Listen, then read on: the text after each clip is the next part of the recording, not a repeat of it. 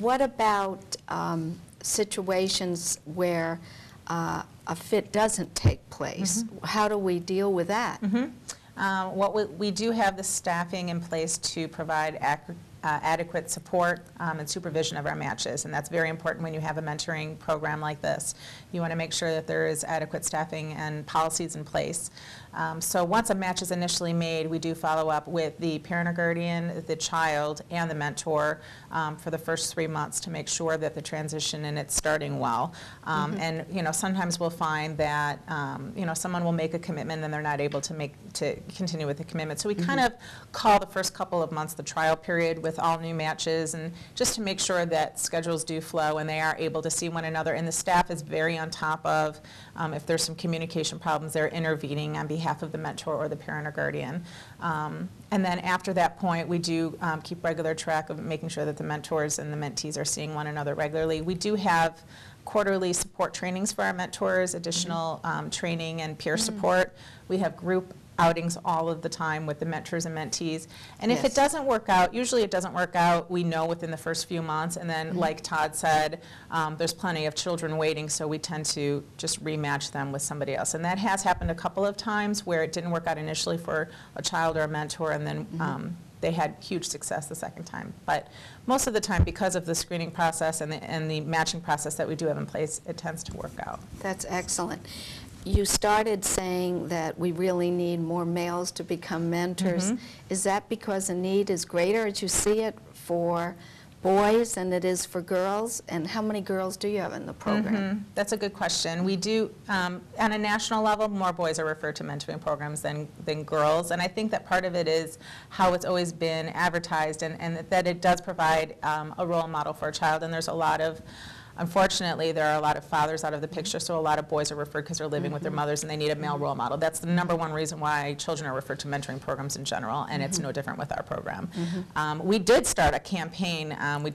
We received a grant from the Jewish Women's Foundation to do some outreach to identify girls who could benefit from mentoring, because it's our belief from the girls that have been in the program that they benefit a great deal from it. I think that people just don't think about mentoring programs as a resource for some girls and could really use it. So we're looking to expand the number of referrals of girls, but yeah, there's just more boys referred in general.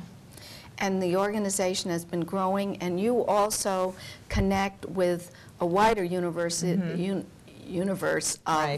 of mentor programs. Can you tell us a little bit about what's offered in this whole area and how you connect and support each other? Absolutely.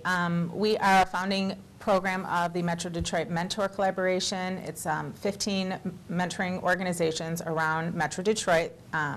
We come together with regular support trainings for mentoring programs around Metro Detroit. We help one another by providing referral sources.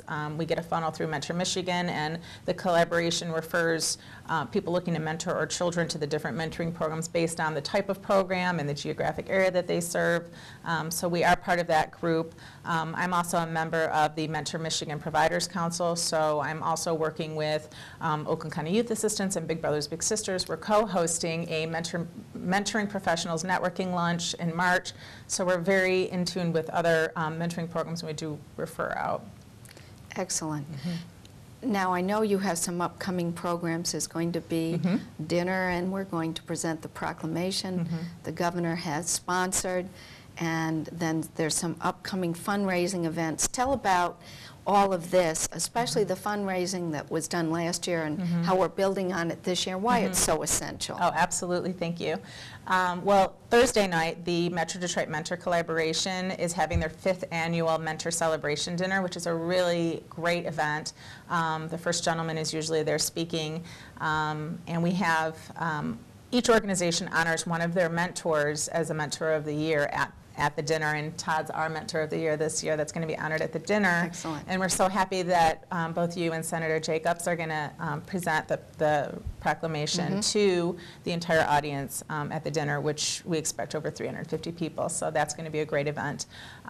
The other thing is it's actually a friend raiser. We call it a friend raiser because it really is meant to raise awareness of mentoring and to recruit mentors for our 48 kids on the waiting list. And it's a Red Wing alumni hockey game.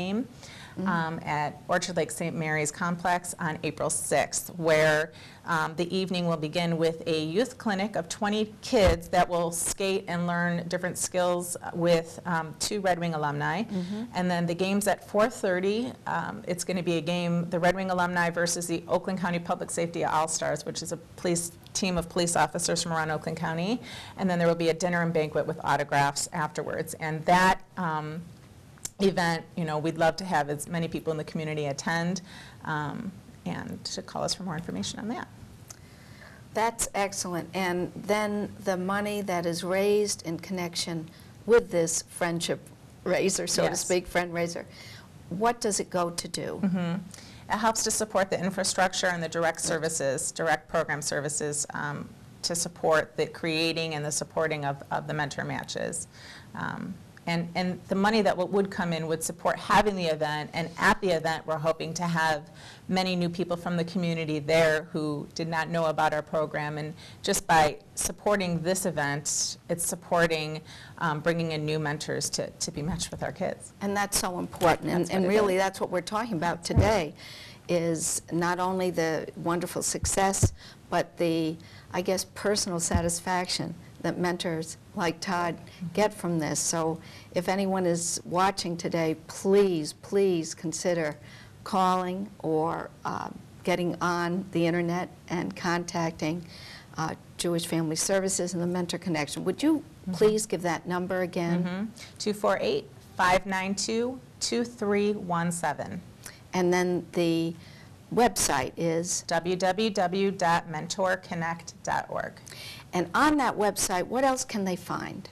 They can learn about, if you're a parent or guardian, a school person, or someone who has a child who you think you could refer, you learn about the children in the program. If you're looking to become a mentor, it will tell you all about step-by-step our process, what you would need to go through, the contact information, all about our upcoming events. There's going to be a page on that, all about the types of group activities and things that are on our calendar, events that are coming up. So that's one way that all of us can keep in close touch, connect with the Mentor Connection. Senator, if I may, just for any prospective mentors, I guess one of the things that I didn't really stress is the time that you put it. Not only do you get something back from that, but for those who might be looking at this as something that's more of a commitment than they have time to give, it really is. I mean, it can be as little as a few hours a month. Some of my visits with Jeff are significantly longer than that, but that's when I have time to do it. It's something that you know, is something that you really do have time to fit into your schedule. It gave up a couple hours in front of the TV every week, or something equally as productive for something that I do think makes a difference in a young man's life. Well, sure, that's an important point. You can work out a mutually beneficial schedule together. And there's time for talk, there's time for activity, and there's just general support and seeing the life of a young person begin to blossom, if you will. It's extraordinary what you do, and we are so appreciative. In terms of the upcoming fundraiser, friend raiser, I want to say a specific thanks to Strategic Affairs that are located here in Novi. They are an organization, lobbying, consulting firm, and they have been very supportive last year, and we appreciate that, along with the Kerr Company and Ann Newman and Jay Dupre's support, because it is if it wasn't for them and other organizations, we wouldn't be able to do all that you are capable of doing. Right. And, you know, they're the unsung heroes, and we want to thank them. I will be seeing you very soon, and I want to thank you for being my guest. And please, please consider coming and supporting these people in the wonderful activities they're doing throughout our communities. Thank you for watching, and we'll be seeing you next month.